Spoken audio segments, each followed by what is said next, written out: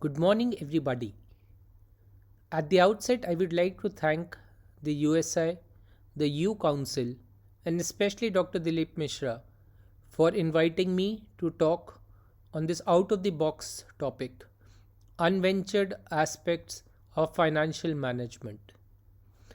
I've been pushing the agenda of financial management for urologists across all forums over the last 1 year, as I feel it is very important for all of us to be aware of our financial management issues and make the correct decisions for growth and for a secure financial future. Every individual's life journey is different. Our experiences, social network, personality, reactions, and beliefs make up the sum total of who we are. But no matter how different we are, we all need to undertake financial planning. It's not just about spending wisely and saving prudently, it's defining the earning we do and how we make it grow. The first aspect I'm going to talk about is risk management. Ideally, risk profiling should be done as the first step when you start investing. It should ideally be done by a qualified financial advisor. Risk profiling is a process of evaluating an individual's willingness to and ability to take risks. This helps determine a suitable asset allocation as to how much will go into equity and how much may go into fixed income projects. All investments contain an element of risk. These include the risk from general market conditions, fluctuations in currency exchange rates, possibility of companies going default, so on and so forth. The next is cash flow budgeting.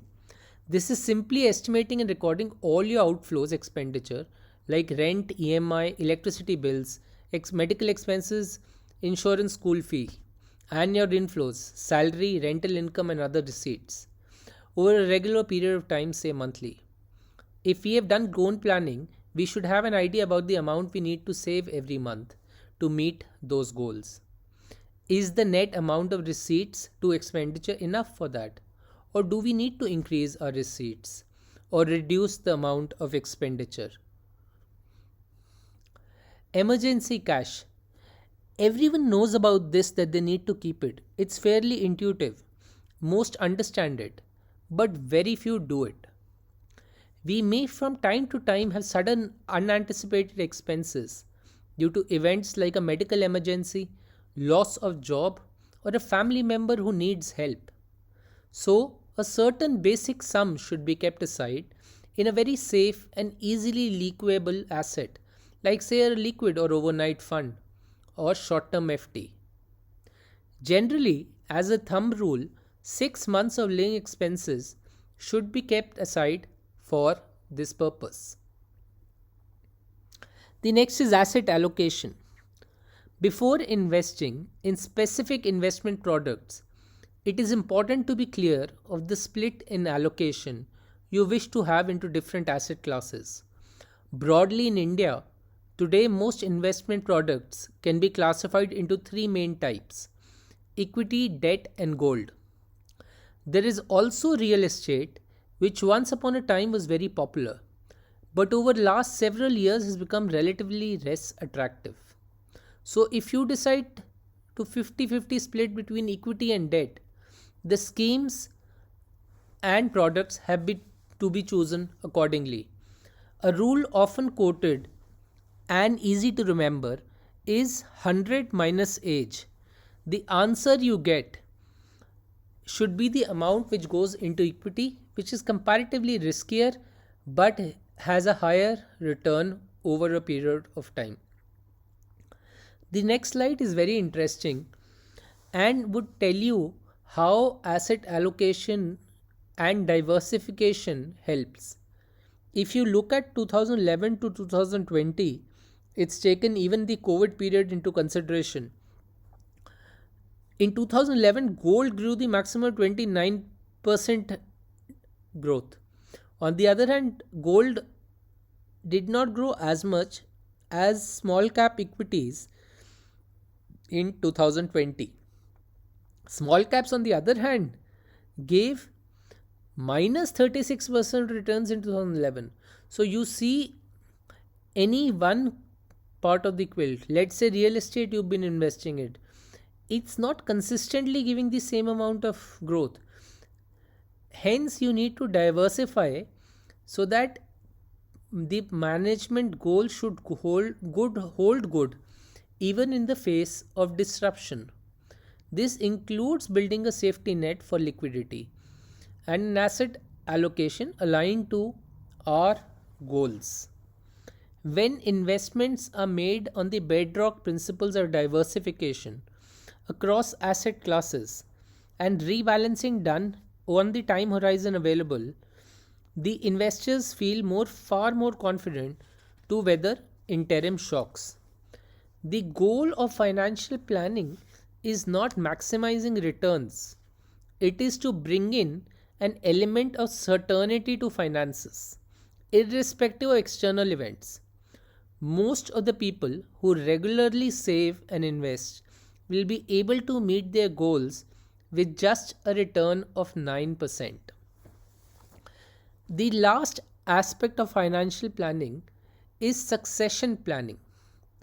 This is an aspect which no one wants to talk about and is paid very low attention. When we die, it is important that our financial assets are passed on to our heirs smoothly without them having to run around pillar to post. For this, it's important to plan while we live. This involves keeping a consolidated account of all our assets and liabilities and ensuring nominations are in place for our bank accounts and investments. Preparing a will is also essential and would avoid disputes as well as release of investments by banks and other financial service providers to the rightful heirs and nominees. Now, coming to the second part of my talk, which is smaller, are two financial instruments which I would recommend to people who want to get into equity without knowing the nitty-gritties of it too much, or on micromanaging it on a daily basis. The first are index traded funds known as exchange traded funds. They enable investors to gain broad exposure to entire stock markets in different countries, specific sectors with relative ease on a real-time basis and at a lower cost than many other forms of investing. An ETF is a basket of stocks that reflect the composition of an index like S&P, CNX Nifty or BSE Sensex. Think of it as a mutual fund that you can trade in real time. The next is equity SIP. Take any top sectoral blue chip companies. Take Reliance, take ITC, take Indian Oil, pick up Tata Steel and start investing monthly small amount in each of them. It is an approach to accumulate stocks in a phased manner, helping investors who aren't regularly connected to the market to build wealth through long-term investment in stocks. However, it comes with its own set of limitations as it demands some amount of monitoring and to check whether the market is going to adjust their investment goals. A word of caution: do not involve too many instruments and keep your portfolio limited to 5 to 7 equity SIPs in different stocks. I would like to end this talk by quoting Bhagavad Gita.